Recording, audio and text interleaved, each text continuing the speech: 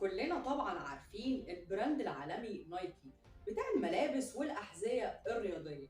بس ايه علاقته بإلهة النصر عند الإغريق؟ فتعالوا كده مع بعض نشوف الحكاية من البداية.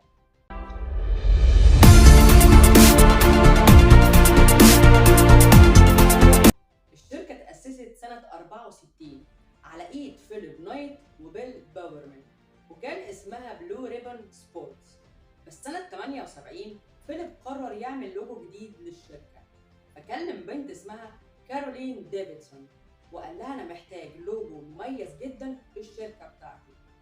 كارولين فضلت تفكر كتير إيه اللوجو اللي ممكن يكون مناسب لشركة بتقدم منتج رياضي، وبعد تفكير طويل قالت بس احنا هنعمل اللوجو بتاعنا على هيئة شعار الإلهة نايكي. الإلهة نايكي إلهة النصر والرياضة عند الإغريق. الشعار بتاعها عبارة عن جناحين، وده دليل على سرعتها الكبيرة، وهي كانت مساعدة للإلهة أثينا اللي هي إلهة الحرب. وفي تمثال للإلهة أثينا وهي شايلة نايكي على إيديها. الإلهة نايكي كمان كانت بتكون موجودة في المعارك والمسابقات، ووجودها دليل على النصر، فالإغريق كانوا بيتفائلوا بيها جدا. وبعد الفوز كانت بتقدم جوائز عبارة عن إكليل من الغار، وده عبارة عن طوق كده من عشبة اسمها الغار بيتحط على الرأس، وكان مميز برضو جدا عند الإغريق لأنه دليل على العظمة. فكارولين قالت بس الشعار بتاعها هيبقى مميز جدا للمنتج بتاعنا ودليل على السرعة. ولو ركزت شوية هي مش علامة صح، هو جناح بس من غير الريش والحاجات اللي بتكون حواليه. وبعد ما عرضت اللوجو على فيليب قال أنا برضو محتاج اسم جديد. أكتر من موظف اقترح عليه أسماء كتير بس ولا واحد دخل دماغه.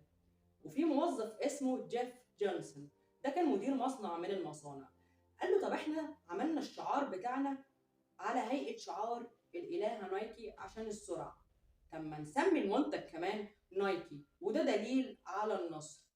فيليب في الأول ما كانش مقتنع قوي وقال بالنص كده I don't love it but I think it will grow on me، يعني أنا مش حابه قوي بس أنا حاسس إن هو هيكبر على إيدي.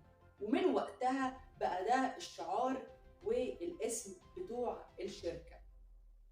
وسنة 88 عملوا حملة دعائية كبيرة تحت شعار Just Do It، وده شعار تاني ليهم، وأخدوا الشعار ده من جاري جيلمر، ده قاتل متسلسل اتعدم سنة 77 بالرصاص، وقبل ما يتعدم قال جملته المشهورة Just Do It، فأخدوا منه الجملة دي وعملوا الحملة الدعائية. واللي كان بيميز الحملة دي وجود وولت ستوك، وده جرى في الماراثون وهو عنده 80 سنة. وكان في جدال برضو حوالين النطق، هو بيتقال نايك ولا نايكي؟ ففي شابين من بريطانيا، واحد اسمه كيندل بيتر والتاني اسمه مارتن بين، بعتوا رسالة لفيليب وقالوا له بما ان انت المؤسس بتاع الشركة وعارف الموضوع من الاول، ما تقول لنا النطق الصح هو نايك ولا نايكي؟ فرد عليهم فيليب برسالة واكد ان الاسم او النطق الصح هو نايكي. وبكده انهى الجدال اللي استمر لاكتر من 50 سنة حوالين النطق بتاعه. وبس يا سيدي، هي دي كل الحكاية.